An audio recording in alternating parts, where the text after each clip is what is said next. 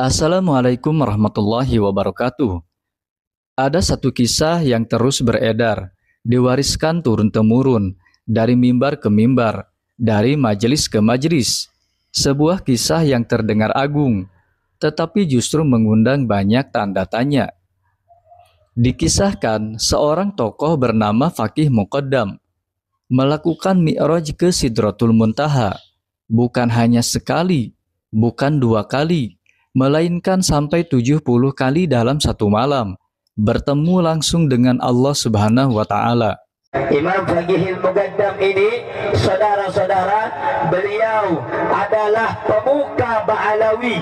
Beliau adalah pemukanya para sayyid.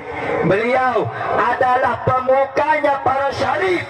Beliau bernama Al-Imam Muhammad bin Ali Al-Faqihil Muqaddam.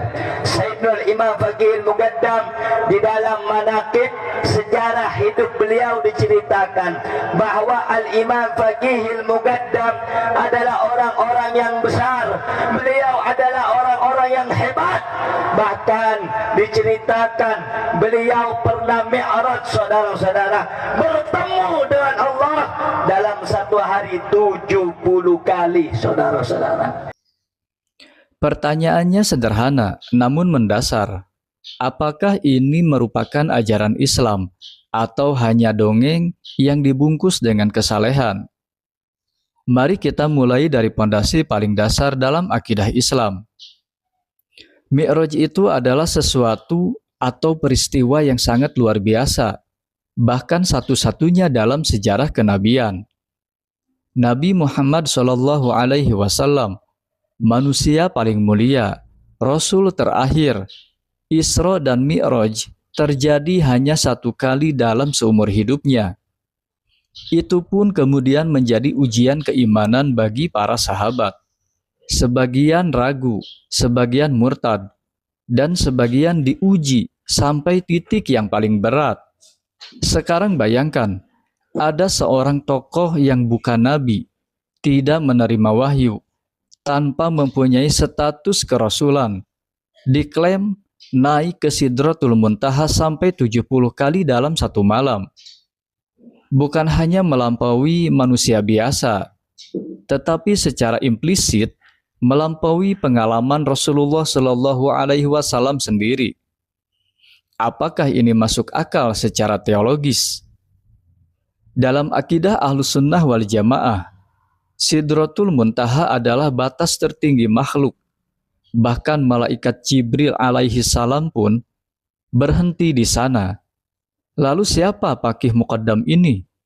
Hingga diklaim keluar masuk Sidratul Muntaha seperti seseorang keluar masuk rumah.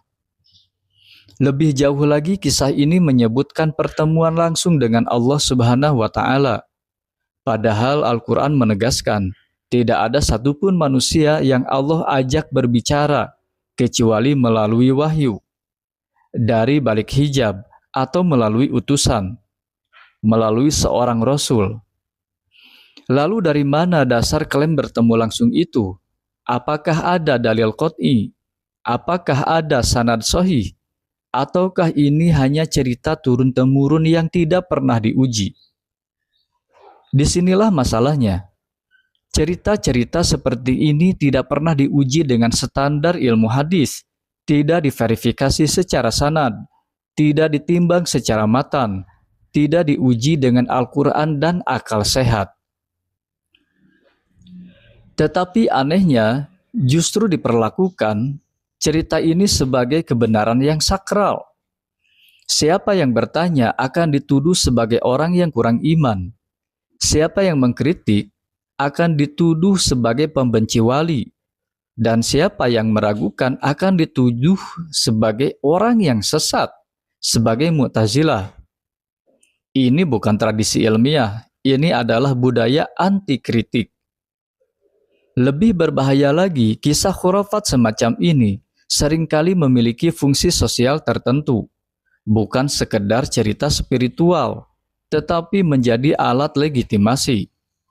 Ketika seseorang diyakini bisa naik ke langit berkali-kali dan bertemu dengan Allah Subhanahu wa Ta'ala, maka otomatis ia ditempatkan di atas kritik, di atas rasionalitas, di atas pertanyaan. Dan figur itu dijadikan sebagai leluhur, simbol, atau pondasi klaim nasab. Maka cerita khurafat berubah menjadi modal kekuasaan simbolik. Orang tidak lagi diminta untuk berpikir, cukup percaya, cukup takzim, cukup patuh. Padahal Islam tidak pernah meminta umatnya mematikan akal. Justru sebaliknya, Al-Quran berulang kali bertanya, apakah kalian tidak berpikir? Apakah kalian tidak menggunakan akal?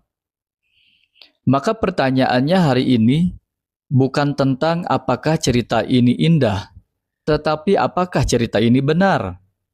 Karena tidak semua yang terdengar spiritual itu ilahi, dan tidak semua yang dibungkus tasawuf itu suci. Ketika kisah-kisah mustahil dibiarkan tanpa kritik, agama pelan-pelan bergeser dari petunjuk menjadi mitologi. Dan ketika mitologi dilindungi dengan kemarahan, ancaman, dan tuduhan, itu pertanda satu hal, yang dipertahankan bukan lagi kebenaran, melainkan kekuasaan simbolik. Islam tidak butuh dongeng untuk menjadi agung. Islam cukup dengan kebenaran, dan kebenaran tidak pernah takut untuk diuji. Wassalamualaikum warahmatullahi wabarakatuh.